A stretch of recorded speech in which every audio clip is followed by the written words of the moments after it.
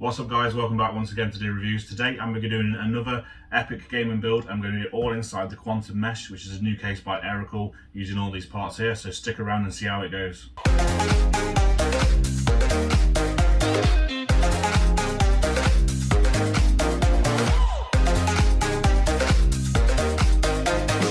First off, if you're looking to build a new PC or have recently built one, then you're most likely going to need a copy of Windows. Then why not head over to cdkoffers.com, where you can get a Windows key as well as a huge selection of games and software at a fraction of the price. Plus, my viewers will receive 20% off at checkout by using my code DID20, that's DID20. Simply select your product, copy the key and activate it in Windows, and you're all ready to go with an activated copy of Windows. Right, so as I said in the intro, this is the Quantum Mesh, a brand new case by Aerocool, and I think you'll agree with me, on the surface it looks very good. A massive thank you to Aerocool for sending this one over. They've been really supportive yet again, which is amazing. I really like the Aerocool stuff. So we'll have a little bit of a talk about the case first. I'll show you what makes it tick, and what you can fit in it. We'll talk about any unique features it's got, and then we'll get straight into the build, and obviously I'll wrap it up at the end and I'll give you a sort of a review of this case, of how I feel it stacks up, any problems I've seen with it, anything like that. So let's get into the case. So as you can see, it's Quantum Mesh, in the name, mesh, so mesh front panel here, and with what I'll do is I'll take this off. This just pops off by pulling it at the bottom. Like I say, as you can see, there's the mesh front panel there. No actual dust filter in there, but the mesh should do a decent job of that anyway. And that's how it comes to that mesh panel there, which is mainly plastic. The mesh itself is metal, but still really good build quality. And then behind this panel, as you can see, we've got two 120mm fans as standard. They have the translucent blades in the middle to shine the light a little bit better through them, and also they have a bit of a bigger bar on the sides here to let the light shine through from there. So 120mm are standard in here. You can put another 120mm up front, or you can put two 140mm. You can't put three in. And then in terms of liquid cooling, you get up to a 280mm radiator at the front, but that does then impact on your GPU clearance, which is about 297mm without a radiator. So depending on your radiator thickness, depends on the GPU you can get in. Now, if we look up the top at the I/O, we've got three USB ports, and we've got a headphone jack and a microphone jack, and then obviously we've got a reset and power button up the top as well. Nice finish up there. But then we'll go around to the side here, and we'll take the glass panel off, tempered glass panel on the side.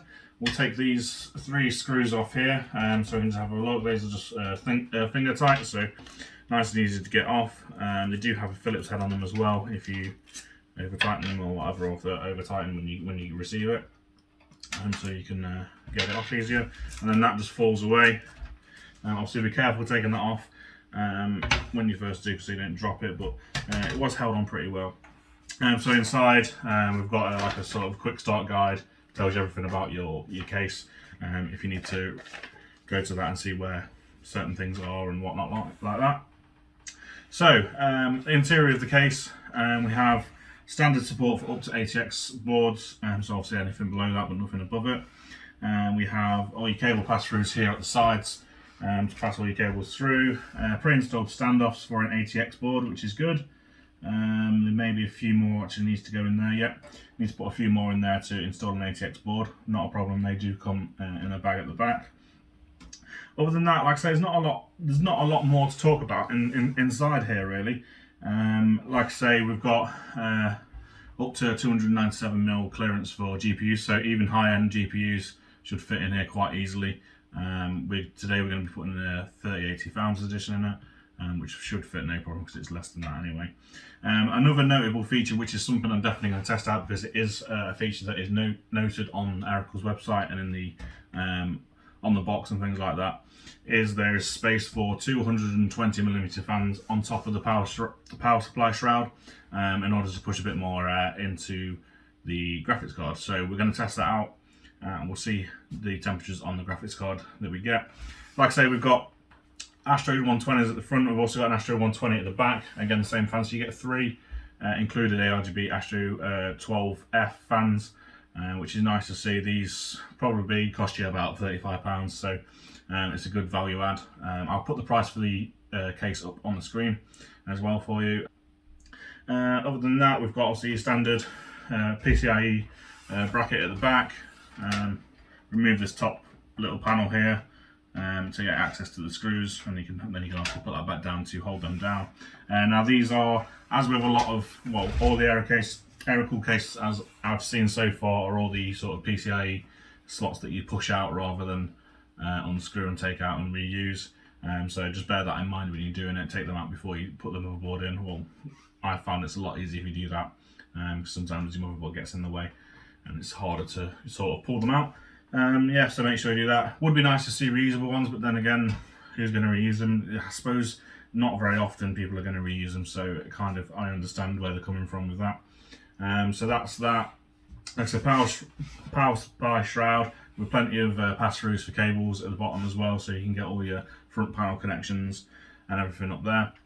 Let's talk about the top. Up here we've got up to 220mm radiators. 220mm fans up top. So yeah, that's that. Pretty much standard for power supply, standard ATX power supply. And then the back removes with 2 thumb screws, as is pretty much standard these days. So undo those. They aren't captive. I'll just come out to make sure you don't lose those. Comes off, just a piece of sheet steel really. That's that there. Put that to one side. And then we've got a little baggie of stuff at the back, which has got more standoffs, more motherboard screws and things like that in the back, and a few zip ties for cable management. In terms of cable management, we've got about 19mm of space between the back and the side of the case for routing your cables to tuck them away. And other than that, not a great deal to talk about other than that really. We've got your standard I/O connections. We've got a SATA power for the RGB, which I believe you can fix into the reset switch. So in terms of the back and sort of the cables, we have got a SATA power for the RGB for the fans. Now these are sort of routed into the reset switch on top of the case, so that's used for controlling the lighting on the ARGB fans. There is, as far as I can tell, there isn't a ARGB controller or any way you can connect to an ARGB controller. There's no 3-pin ARGB headers to connect in. So not the greatest. You're not going to have control over them using your motherboard or any other controllers. So like I say, I'm going to put some more ARGB fans from Aerocool in here, but I won't be able to sync them exactly to these. I'm going to have to use a separate controller for those, but I will match them up together and make them look pretty decent. But your included fans are controlled via the case. Not too much of a problem. These are all daisy chained together as well, which isn't too bad. But they are, like I say, they are just powered via SATA or SATA. So you need to you don't have any speed control over these either as they come. In the back, we've got space for hard drives and SSDs down here, so you can fit either an SSD or a hard drive on top of there or inside there as well. We've got points here for SSDs on the side. I put one screw in how much of each you can have, just so you can see the sort of how much you can fit in here. So there's space for those there, and then again just your usual pass-throughs as well. Like I say, we're going to get into the build. I'm going to talk you through the parts that we've got at first, and then we're going to go from there. We'll build it up and we'll do some testing at the end. So stick around guys and see what you think. Right, so before I get into the build, let's talk about the components that I'm going to use in this build. So these are my own components from my own system, but these are the parts I'm going to use. So we're using an AMD Ryzen 9 5900X, 12 core, 24 threads. So like I said, it is going to be a bit of a beast for both gaming and productivity. So we're going to use that one. In terms of motherboard, we're going for the ROG Strix from Asus, the B550E Gaming. Again, like I say, it's my personal system that I'm using to build this, so this is what I've gone for, but this is more than enough for most people. Obviously, it does have the capability of PCI Gen 4, single SSD Gen 4 and graphics card Gen 4, but obviously that's not really utilised just yet, and not a big issue at the moment, but obviously the graphics card we've got is PCI Gen 4. However, the SSDs we're using are the XPG SX8200s from ADATA. We've got 2 times 1 terabyte of those, so they are not Gen 4, they're just Gen 3. But like I say, it's not a massive difference at the moment. Don't really notice much difference in terms of performance for gaming and things like that. So these will do just fine. These are really high speeds anyway. I put those up on the screen, how the speeds of those, and they're a decent price as well. I paid about £100 each for these, so really good price. Can't complain at all for those. Like I said, that's with that motherboard. More than enough features on that motherboard for most people, and really good VRM, and yeah, it's a really good board. I've been using it for a while now and it's fantastic. Does exactly what I need it to do. Power supply, we're going for the EVGA G3 850 watt. Again, my own personal power supply. I've had it for a few years now, no problems whatsoever. Really good power supply and plenty enough juice for this and the 3080 that we're going to be using. I was going to use an Aerocool 700 watt, but I just wanted to make sure I got enough juice with this. So put that to one side. Then cooler, I'm hoping this is going to fit. I'm going to do my best to get this in. I hope there's enough clearance. If not, then I'll have to change and probably put an air cooler on it. One thing I didn't mention when I was doing the case is how big the air cooler you can fit in, which I will put up on the screen for you right now. Sorry about that. But the cooler we're hopefully going to use is the Purelink 240 by Be Quiet, which I've done a review of recently. So I put that up in the corner for you. Absolutely brilliant cooler, so good. No RGB on this, unfortunately. This is going to be an RGB build, so what I'm going to do is I'm going to pop the Astro 24 on it for its fans. Along with that, we're going to put some more Astro 12 Pros in there, which are the original Astro 12s. And they're going to go on the power supply shroud at the bottom. And then last but not least, RTX 3080 Fans Edition. This is going to be an absolutely awesome gaming system. Like I say, we'll do tests at the end. We'll give you a few game tests so you can see the sort of frames we're getting out of it in both 1440 and 1080. And we'll also do some temperature testing as well, so we can see how well sort of the case performs. And more than anything, because this video is more about the case. But anyway, that's the parts I'm using today. I hope you're going to enjoy this video. Please stick around, and we're going to get into the build right now, and then we'll talk about it at the end. Cheers.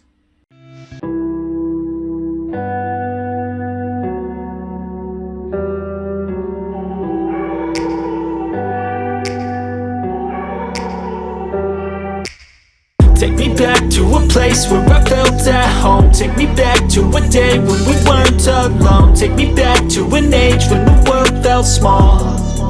Way back before we blew it all. Take me back to a place where I felt at home. Take me back to a day when we weren't alone. Take me back to an age when the world felt small. Way back before we blew it all. Too many things going on, I can't keep track of them all. From people dropping a bomb to people putting up walls. I feel like life is on hold, perception stuck in a vault. I know that time can heal all, but how much time till we fall? It's awfully chilly outside, when there's no shelter to hide. When everything is a lie, you'll find that out.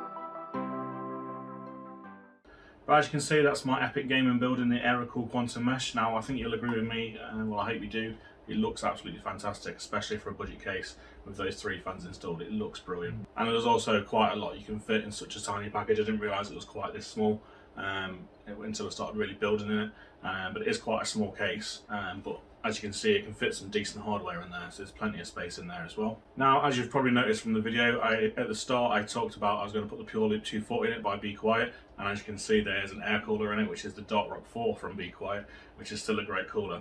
Now the reason behind this is because basically I couldn't fit the Pure Loop 240 in. This isn't the space at the top. There is space at the front. It's my fault really, I should have looked into it better, but there is space at the front. However, with that I wouldn't be able to get my 3080 in. So I opted to go for the Dark Rock 4, which again, like I say, is a great cooler. You will notice that I've got the fan set up on it as a pull configuration rather than push. This is because CPU cooler clearance in this, with my RAM I had to lift the fan off the bottom of the cooler, and therefore then it butted into the glass of the case, so it wouldn't fit. So if I put it in pull, then it fits flush against the cooler, and now the glass will fit. Now in terms of air cooler size, this is up to 158mm allowed in this case. However, the Dark Rock 4 is 159mm, and it just fits, which is quite good actually, because I wanted to get a good air cooler in here, just to see how well it performed in this case, and it performs really well. Now, talking about the GPU length, like I say, the 3080 would not fit with Pure Loop in the front, so it is up to 297mm in this case. However, that is providing you don't put a radiator in the front or any more fans in the front, and therefore if I tried to put the Pure Loop in, I wouldn't have been able to get this graphics card in. So the 3080 fits nicely, literally just fits. So you can't go much bigger than a 3080 FE, but like I say, 297mm is the biggest without any radiator in the front, so bear that in mind if you are looking at this case. Now let's talk about one of the really good bits. So this case, like I say, comes with 3 ARGB fans, and the case is only £42 in England. I'm not sure how much it will be elsewhere, but if you just Google it, I'm sure you'll find it. So £42 with 3 ARGB fans, and the fans look absolutely brilliant. There's no like hotspots or anything on them really, and they look brilliant. So I've had a quick look, and the fans that you can buy that are similar to this, I don't think you can buy these actual ones, I can't seem to see them anywhere anyway, but the fans you can buy that are similar to this are the Astro 12Fs, which are the new version of the Astro 12s, and they're about £12 each from what I've seen. So you times that by 3, you've got 36. The case is only £42, so the case is almost free. It's £6. It costs, if you look at it that way, absolutely great value for money.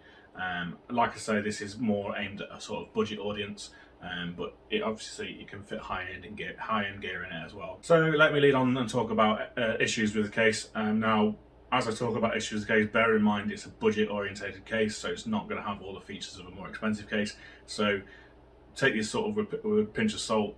They're not bad things really, especially for a budget case. You would expect them to not be these issues in a more expensive case, but for this, it's hard to complain, and these are literally just tiny little issues that I've found that would be nice to see. But again, for the price, it is hard to complain. Now, the first issue is there's no dust filters on it whatsoever, none in the front, none in the bottom for your power supply, none in the top, which there is with some of the other Aerocool cases that I have reviewed in the past. They have magnetic filters in them, but like I say, again, it's a budget case. And another sort of downside of this, although it does come with the 3 fans, they're not controllable in any sort of way other than the lighting, which you use the reset button for on the case. So if you use that, you don't have a reset button for your PC. If you use the reset button, you have no way of changing the colours on the fans. So there is that sort of toss-up. But like I say, again, I keep saying it, it's a budget case. For what it's aimed at, it's absolutely perfect. Now onto the thermal tests. Performed really well. Really excited with this. Really happy with it, should I say. I run a 10-minute Cinebench sort of run on this, just to really heat the system up and see what it performed on average. And we got an average of 67 degrees over the 10 minutes. And this is on a 5900X 12 cores, 24 threads, locked in at 4.6 all core. So it's a lot of heat being generated by this, and it performed brilliantly. Not a problem whatsoever, so really good results there. So as I mentioned at the start, this case does have space to put fans on top of the power supply shroud, to basically put a bit more air into your graphics card, and as I did say, I was going to put some there and test it. As you can see, I have put some in there. So let's talk about GPU thermals. Now all I did with this was just run a an extreme 1440p run of Superposition by Unigine, and just to see what it sort of got to. And the maximum temperature that we got to was 62 degrees, and it was an average of about 39 over the total run, obviously, because that takes into account the lowest value when it first started. But 62 degrees max, obviously extended run is going to get a higher average, so on a gaming session it would be a higher average, but 62 is absolutely nothing to be scoffed at. Absolutely great sort of thermal results, so there is plenty of air getting into this case, especially with being mesh complete front panel. So yeah, I can't fault it at all in that case either. Obviously your temperatures will vary depending on what GPU you're using, what fans you're using, everything like that, but this is just to give you sort of an indication as how well it actually performed. Now let's talk about FPS results, so the test of the whole system to see how well it performed in gaming, as this is what my channel is all about generally. So let's go through a few of those. I've got them written down here, so I'll talk through them. So Hitman, both 1080p and 1440p, every single test was done on the highest settings possible. The highest presets, I didn't tinker with anything, I just put it on the highest preset and let it go. Hitman 1080p, 167 frames average, and 1440p 164 frames average. So what can I say? I mean, I've tested this system before, so it's not a surprise really to me. It is a high-end build. Shadow of the Tomb Raider 1080p 183 frames per second on average, and 152 on 1440p. Metro Exodus without ray tracing. I'm not bothered with ray tracing on any of these. I've just done standard performance on rasterization. Metro Exodus 1080p 119 frames on average, and 97 frames on average at 1440p. Again, fantastic result. And then Far Cry New Dawn was the last one I did, which was 138 at 1080p and 133 at 1440p. So yeah, that's it guys.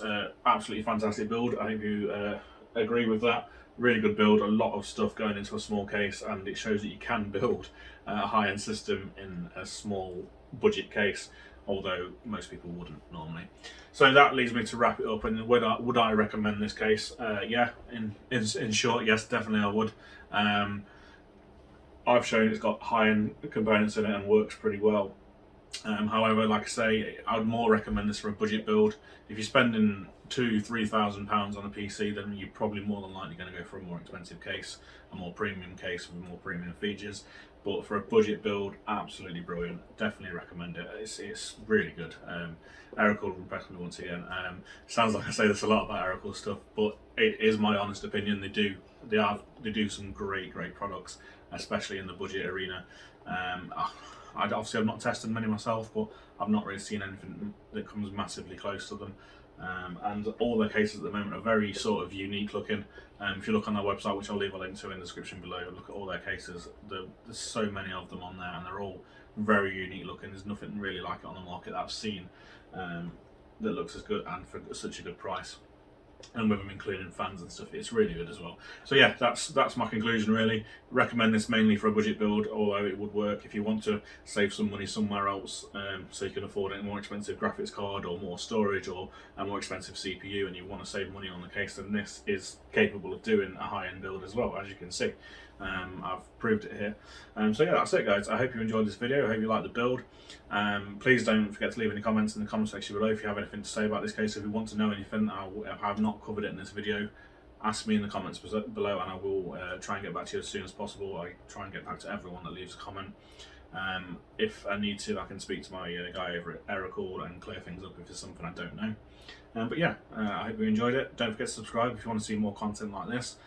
My final part of the Xbox build should be coming next week, so stay tuned for that, and I'll see you guys in the next video. Thank you.